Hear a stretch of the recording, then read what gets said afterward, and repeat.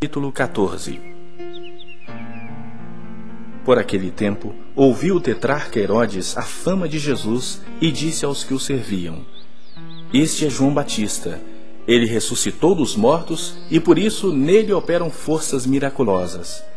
Porque Herodes, havendo prendido e atado a João, o metera no cárcere por causa de Herodias, mulher de Filipe, seu irmão. Pois João lhe dizia: Não te é lícito possuí-la. E querendo matá-lo, temia o povo, porque o tinham como profeta. Ora, tendo chegado o dia natalício de Herodes, dançou a filha de Herodias diante de todos e agradou a Herodes. Pelo que prometeu com juramento dar-lhe o que pedisse.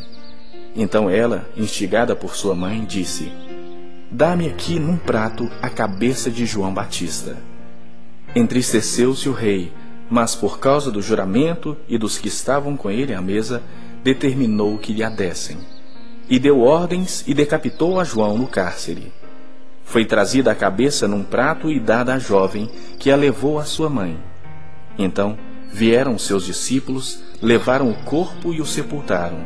Depois foram e anunciaram a Jesus. Jesus, ouvindo isto, retirou-se dali num barco para um lugar deserto à parte. Sabendo-o as multidões, vieram da cidade seguindo-o por terra.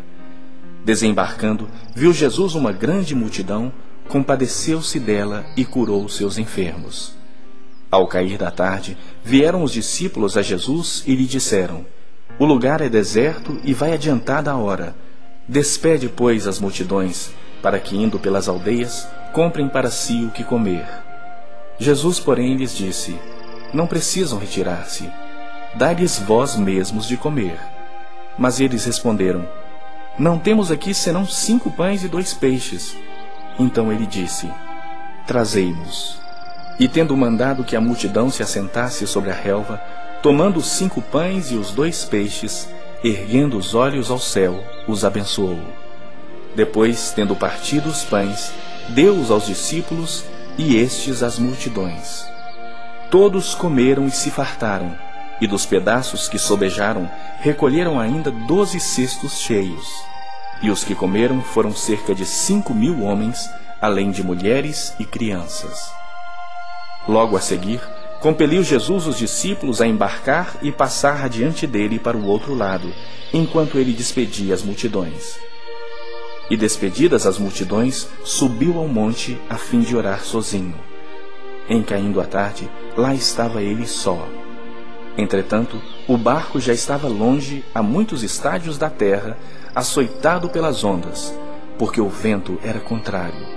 Na 4ª vigília da noite, foi Jesus ter com eles, andando por sobre as águas.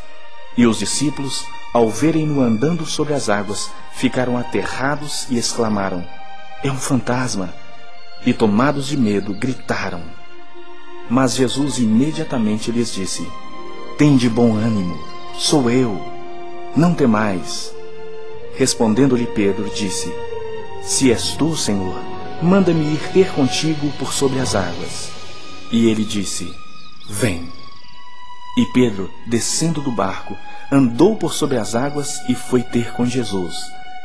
Reparando, porém, na força do vento, teve medo, e começando a submergir, gritou: Salva-me, Senhor!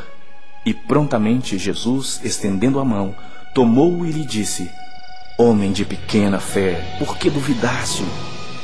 Subindo ambos para o barco, cessou o vento.